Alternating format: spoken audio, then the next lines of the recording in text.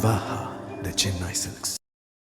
பத்திரிகை நண்பர்களுக்கு எங்களுடைய வணக்கம். ராமநாதபுரம் சட்டமன்ற தொகுதியில் ஒரு பெரிய எழுச்சியோடு நம்முடைய தேசிய ஜனநாயக கூட்டணியுடைய வெற்றி வேட்பாளர் தாமரை சின்னத்தில் இருக்கக்கூடிய அண்ணன் GBS நாகேந்திரன் அவர்களை ஆதரித்து அனைத்து இந்திய அண்ணா திராவிட முன்னேற்ற கழகத்தினுடைய தலைவர் உட்பட எல்லோரும் இங்கே பிரச்சாரம் செய்தோம்.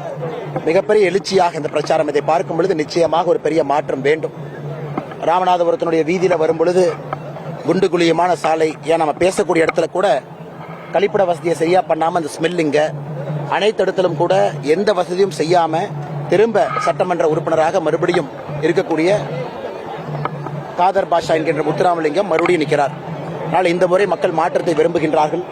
தமிழகத்தில் நிச்சயமாக திராவிட முன்னேற்ற கழகத்தினுடைய ஆட்சி வேண்டாம் என்று நினைக்கின்றார்கள். ஆனால் ராமநாதபுரத்தில் நிச்சயமாக ஃப்ரீயா விடுங்க சார், நிச்சயமாக தாமரை மலரும் என்கின்ற நம்பிக்கை முழுமையாக இருக்கு. ராமநாதபுரத்தில் தாமரை பூக்கும். அடுத்து நீங்க கேட்ட கேள்வி, அண்ணா இன்னைக்கு காலையில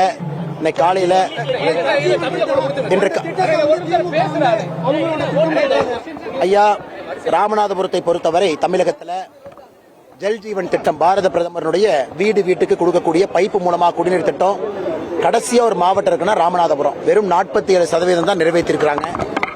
நாம் இங்கே கூட்டு குடிநீர் திட்டத்திற்காக 1400 கோடி ரூபாய்க்கு மேல கொடுத்திருக்கோம். அதையும் சரியா நிறைவேற்றல.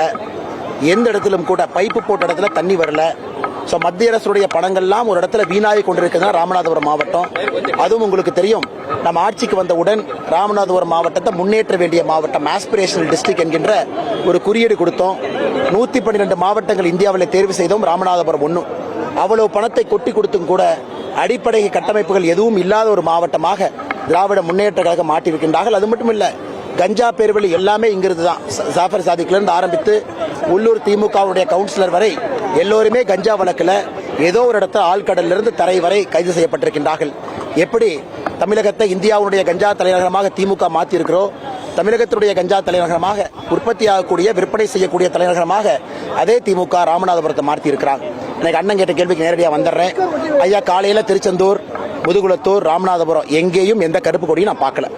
மக்கள் யாரும் கூட தமிழகத்தினுடைய முதலமைச்சர் ஸ்டாலின் அவர்கள் கருப்பு கொடி ஏத்துங்கன்னு யாரும் ஏத்தல. மக்களுக்கு தெரியும், தமிழகத்தில் இருக்கக்கூடிய எம்பிக்களுக்கு 50% உயர்வு கிடைக்க போகுது. இது 2011 சென்சஸை வச்சு நம்ம செய்ய போறது கிடையாது. பொய்யை சொல்லிக்கொண்டு முதலமைச்சர் சுற்றி கொண்டிருக்கின்றார்கள். நேரடியாக ஒரு மாநிலத்திற்கும் 50% உயர்த்த போறோம். தமிழ்நாட்டினுடைய எம்பிக்கள் 39 59 போறாங்க. கேரளா 20 30, ஆந்திர பிரதேசம் 17 25, தெலங்கானா 17 25, ஆந்திரா 25 37, ஒரிசா 21 31. ஸோ இந்தியா முழுவதுமே, குறிப்பாக நம்முடைய தென்பகுதியில் இருக்கக்கூடிய மாநிலங்கள் எல்லாம் கூட புதிதாக நாம் கொண்டு வரக்கூடிய தொகுதி மறுவரை, புதிதாக கொண்டு வரக்கூடிய 39% இடஒதுக்கீடு, அதில் அதிகமாகும் பெண்களுக்கு ஆதரவாக இருக்கும். ஆனால் பெண்களுக்கு இடஒதுக்கீடு கொடுக்கக்கூடாது என்கின்ற ஒற்றை கொள்கையை வைத்துக் கொண்டு முதலமைச்சர் ஐயா ஸ்டாலின் அவர்கள் பொய் சொல்லிக் கொண்டிருக்கின்றார்கள்.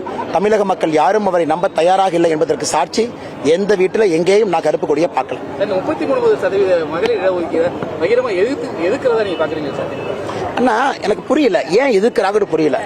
இன்னைக்கு நம்முடைய மகளிர்கள் முன்னேற வேண்டும், தாய்மார்கள் முன்னேற வேண்டும் என்றால் அவர்களுக்கு அரசியல் கட்சிகள் நிறைய மகளிருக்கு வாய்ப்பு கொடுக்காம இருக்கிறாங்க. பாரத பிரதமர் நரேந்திர மோடி அவர்கள் இந்தியாவுடைய குடியரசுத் தலைவராக ஒரு சகோதரியை கொண்டு வந்தாங்க. டெல்லியினுடைய முதலமைச்சர், பல இடத்துல நம்ம சொல்லிக்கிட்டே போலாம். ஆனா கொடுக்க வேண்டும் என்று நம்ம எல்லாரும் யோசித்து 33% இடஒதுக்கீடு யாருக்கு பிரச்சனை இல்லாம, தமிழ்நாடு 39 59 போகணும்.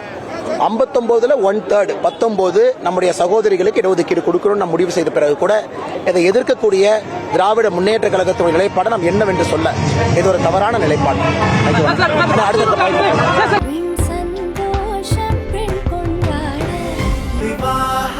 மணப்பெண்ணின் பிரத்யேகமான திருமணம் விவாஹா தி சென்னை சில்க்ஸ்.